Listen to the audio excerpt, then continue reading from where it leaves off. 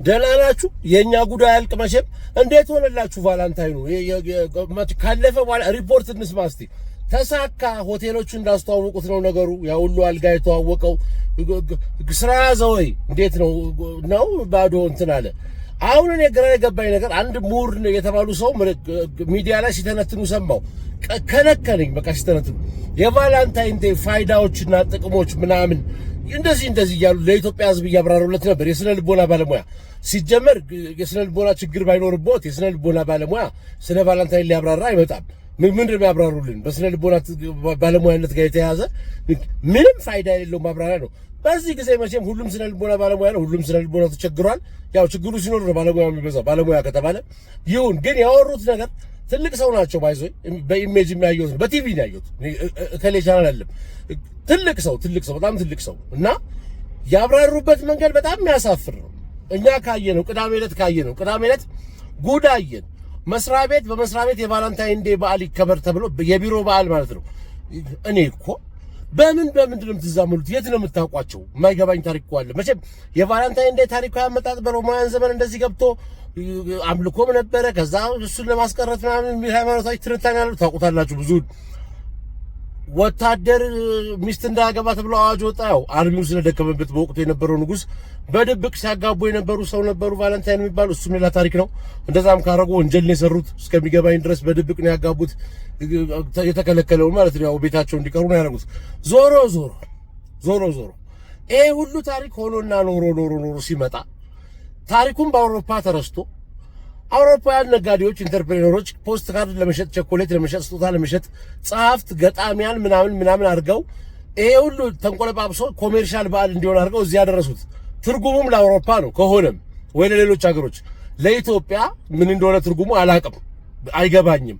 ቀይ ነገር ኢትዮጵያ ውስጥ ትርጉሙ ምን እንደሆነ ሮማንቲክ ነገር አይገባኝም። እንደ ሰው ወልዶ ራሱ አበባ ይጃል ይድም። በነገራችን ላይ ወይ ጉድ አናስመስል እስቲ። እንደው ማን ግዛው ሻምበል አታስመስል እስቲ። ማን በቀለ እንዴ? አሁን አበባ ትርጉም ይሰጣል። አንተ ላንቺ ባዩሽ አበባ ትርጉም ሰጥቶሽ ነው። ወይኔ ማይ ጋድ ማንበሽ ጽጌረዳ አበባ መጥቶልሽ። ስንት ነገር ያለብን ሰዎች አሁን አንዳንድ ነገር ላይ በግለሰብ ቴስት ሊኖራችሁ ይችላል። ቫላንታይንን ጨምሮ የበር የግድግዳ ቀን፣ የቴሌቪዥን ቀን፣ የፈለጋችሁትን የብርጭቆና የመዘብዘፊያ ቀን ማክበር ትችላላችሁ እንደ ግለሰብ በየቤታችሁ። በሀገር አቀፍ ደረጃ በየሚዲያው እየቀረባችሁና በየማስታወቂያው እየመጣችሁ ግን እንደዚህ አይነት በዓል እንኳን አደረሳችሁ በሜንስትሪም በትልልቅ ሚዲያ መጣችሁ እንኳን ለቫላንታይን ልክ እንደ ኢትዮጵያ ዓመት በዓል የምር በዓሉ ደረሰ ስንት ቀን ቀረው ብሎ ኢትዮጵያን እንደምንለው አሁን ስፍስፍ የሚል ሰው ኖሮ ማለት ነው። ማስታወቂያው የዝሙትና የምናምን ማስታወቂያ ልክ የቫላንታይን ዴይ ሆቴሎቹ ታቀርባላችሁ ወይ? ጽጌረዳ በዓል ጋር ተነጥፎ ምናምን ስታዘጋጁ መምጣቱንስ መጣው። እሺ ወደ ቀጣዩን ክፍል እንዴት ነው የምታደርጉልን? ካልጋው አንድ ላይ ነው? ምንድን ነው ፓኬጅ ነው? እርግጠኛ ሆናችሁ ነው የምታወሩት? ቫላንታይንስ ኦል አባውት በእኝታ ቤት ስለመግባት ነው። በእኛ ሀገር ሲናሪዮ እንዳልኳችሁ ሁሌ አቢዩዝ አድርገን ስለምንተረጉመው ነገሮችን በሙሉ ወጣም ወረደም ግን ቀይ ነገር እኛ ሀገር ባይሆን የጀግንነት ምልክት በየካቲት የአድዋ ወር ቀይ ጀግና ነው፣ ደም ነው፣ ሀገር ፍቅር ነው፣ ለሀገር የተከፈለ መስዋዕትነት ነው። ቀይ ባበሻ ትርጉም አለው፣ ሮማንቲክ ነው። አይ ዊሽ ይወዝ ግን ማቃጠራውን በቲቪ እንዳየዋቸው አይነት ትልልቅ ሰዎች ጋር በዛ። በመስሪያ ቤት ሲያከብሩ የነበሩትም ሰዎች እንደዚሁ ትልልቅ ሰዎች ናቸው። መስሪያ ቤቱ ሆቴል አዘግቶላቸው አልጋ ይዞ በሐሜት ደረጃ ሴክሬታሪዋ ከንትና ጋር አላት የተባለችውን በሙሉ አልጋ ይዘው ሞከሩት አሉ። ነገሩ ሐሜቱንም ለማረጋገጥ ተጠቅማቸዋል። የቫላንታይን ቀን እድሉን ሲያገኝ ለቀቀ እንዴ ይባላል። ምን ከምን ተገናኝቶ እኛ እንደው ይመስል ባይገባኝም ኢትዮጵያ ያላትን የባህል ክፍተት ለመሙላት ቫላንታይን በጣም ጠቃሚ ነው አሉ ምሁሩ። እንደው አለማፈሮት ኢትዮጵያ የባህል ክፍተት ሳይሆን የገንዘብ ክፍተት፣ የኢኮኖሚ ክፍተት፣ የሰላም ክፍተት፣ እርስ በርስ አንዳንድ ነገሮችን ያለ መግባባት፣ የተለያዩ ሰዎች ሰለባ የመሆን ብዙ ኢሹን ያለባት የሌለባት ነገር ቢኖር የባህልና የታሪክ ክፍተት የለባትም ኢትዮጵያ። ታሪክም በአግባቡ ስላልተመዘገበና ለሌላ ነገር ዌፐን መሳሪያ የሆነብን ስለሆነ ነው እንጂ አፍሪካውያን የዓለም ህዝቦች በሙሉ የሚያውቁት ድንቅ ታሪክ ያላት ሀገር ነች። ባህሏ ያማረ የተዋበ ነው። የራሳችንን ማክበር እንደ እርግማን ሆኖ ስላልሆነልን ነው አሁን ያልኖርንበትን ማዳመቅ እንደኖርንበት አድርገን ማክበር በጣም በቃ የሆነ ነገር ስለመሰለን ነው። ስልጣኔ ስለመሰለን ማለት ነው። ስለዚህ የምናምን ዴይ ልጆቻችንን ከትንሽ ትምህርት ቤት ጀምራችሁ ከለር ዴይ ክሬዚ ዴይ እያላችሁ እንደምታሳድጉት ትልልቆቹም እንደዚሁ ቫለንታይን ዴይና ምናምን የማለት ነገር የስልጣኔ ምልክት ኋላ ቀርነት ነው ስለመሰለን ነው እንጂ ኢትዮጵያን በባህል እርስዎ ትልቅ ሰው ስነ ልቦና ባለሙያ ቀርበው እንዳወሩት አይደለችም። የት ሀገር ኖሮ የምን ሀገር ኢትዮጵያዊ እንደሆነ አላውቅም። የሌላ ሀገር ኢትዮጵያዊ ካለ አላውቅም። የኛዋ ግን ባህሏ በጣም ያማረ ብንጠቀምበት ብንኮራበት የኛ ብንለው ብናስተዋውቀው ብናገዝፈው ኖሮ ዓለምን ሊያስደንቅ የሚችል በጣም የሚያኮራ ባህል ያላት ጨዋ አገር ነች። በዓለም ከፈለጉ ነፍ አይነት በዓል ያላት የፍቅር በዓሎች ያስፈልጉናል በተደጋጋሚ ያሉት የኛ የጸብ ነው እንደ ባህላችን የትኛው ባህላችን ነው የግድያና የጸብ በዓል? ሁሉም በዓል የአብሮነት የፍቅር ነው። አሸንዳም፣ ኢሬቻም፣ ሃይማኖታዊ በዓሎቹም የአድዋ በዓልም የፍቅር የመስዋዕትነት በአባቶች ለሀገር የተከፈለ ዋጋን የምንዘክርበት ነው። አተገባበሩ ስላልገባን ነው እኛ ችግራችን። መወቀስ ያለብንን ብንወቃቀስ እኮ ፖይንቱን ጥሩ ነበር። ሸሽተው የማያውቁት ፖይንት ላይ ልክ እንደኖረበት እንዳቋቋመው ሰው ነው መቅረብ ደግሞ በጣም የሚያስቅም የመጨረሻ ማለት ነው። ይሄንን ሁሉ ታሪካዊ አመጣጣይቶ የቫለንታይን ከኢትዮጵያ ጋር ምንም የሚያገናኘው ታሪክ የለም። ምንም የትኛው የሮማንቲኑ ነው የሚገናኘው ከኛ ጋር? በድብቅ ያጋቡት ቄስ ናቸው ከኛ ጋር የሚመሳሰሉት። እንደዛ ስለሆነ ምንድን ነው በዓሉ የሚከበረው? ፍቅረኞች ምን ይሆኑበት? የሚዋደዱበት ከሆነ በአመት 365 ቀን ብንዋደድ ጥሩ ነው፣ እግዚአብሔር ይረዳል። አለበለዚያ በየቀኑ እንዋደዳለን። የካቲትን ጠብቄ የወደድኩት ሰው የለም።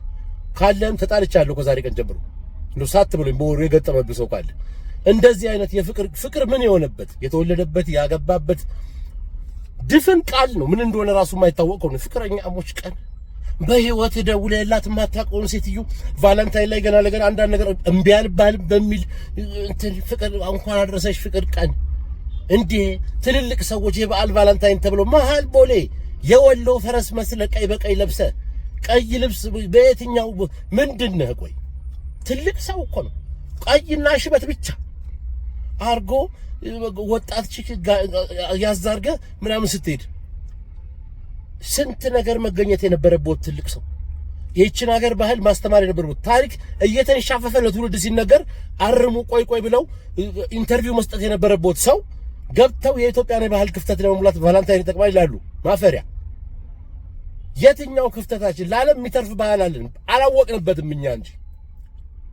አሁን የውጭ ነገርን ማራገብ ግን እንደ ልምድ ሆኖ ምን ጋር ደረሰ?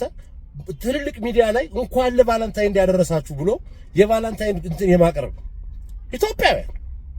እኔ ጥሩ ነገር አትውሰዱ አይደለም። ስልጣኔ ግሎባላይዜሽን እድገት የሚባለው ነገር የራስህን ነገር መጨፍለቅ አይደለም። በነገራችን ላይ የራስህን ይዘህ አብረህ መቀላቀል ማለት ነው። የሙዚቃ ኮንሰርት ቢሆን ትልቅ ኮንሰርት ቢሆን ሙዚቃው ላይ ሬጌ ወይም መራጋ ዘፈን ስለገነነ አማርኛም በራጋና በእንትን በንዝረ መቅረብ አይደለም።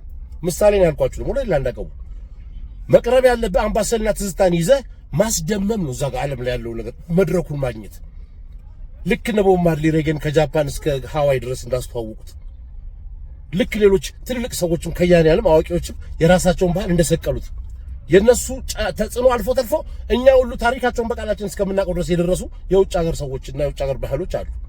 የእኛን እንደዛ ማድረግ ሲገባን እርግፍ አድርገህ ጥለህ ሱፍን አድርገህ ክራባትን አስረህ ሽበትን አንጀርብበህ ኢትዮጵያ ያለባት የባህል ክፍተት በተለይ ፍቅር ላይ ትልቅ ክፍተት አለብን ነው። ይሄ ነው ምሁር ስነ ልቦና ጎዱኝ። ስነ ልቦና ይነርሱ የስነ ልቦና ችግር አለበት። እርሶ ራሱ መጀመሪያ ሽሪንክ ለርሶ የሚያስፈልጉት አሁን ይሄ ሁሉ ተደማምሮ የደረስን በቃ የሚከራከር ሰው ቆሞ ቫለንታይን ማን እንትን ነው ኦልድ ፋሽን እንዳትሆኑ እንትራትሉ አሁን አበባ ተልኮልሽ ቸኮሌት ተልኮልሽ አሁን አንቺ እኛ ሰፈር ተወልደሽ አድገሽ በዳንቴል ለቅሶ ቤት እንትን ስትሄጂ ስትይ ኖረሽ ከርመሽ ስጥ አስገቢ አስወጪ ስትባይ ከሰሉ ስጡ ላይ አርጊው እንዳይፈራ እንዳይደነግጥ ስትባይ የነበርሽ ሰው እየዞርሽ ጸበል ስትጠሪ 6 ቀበሌ በግሪሽ እየዞርሽ ጸበል ስትጠሪ የነበርሽ ሰው አሁን ፍራወር እና ቸኮሌት ምትልሽ ኦ ማይ ቫለንታይን ታይ ባዩሽ ታይ ሆዳ እንባባስ። የምር ብዙ አመት ነው የተናገርኩት እኔ በዛ በቃ እኛንም ሰልስቲ አይቆጥርብን አባሻ በመስል ይቆጥርብሃል አይቆጥርብም ምንም አይቆጥርብም። ዓለም ሰገድ ከሆነ ስም ዓለም ይያለም ሰገድ ወዬ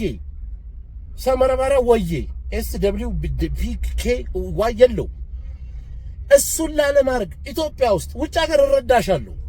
ፈረንጅ አንቺን ስም ተሰቃይቶ መጥራት የለበትም አለቃሽ።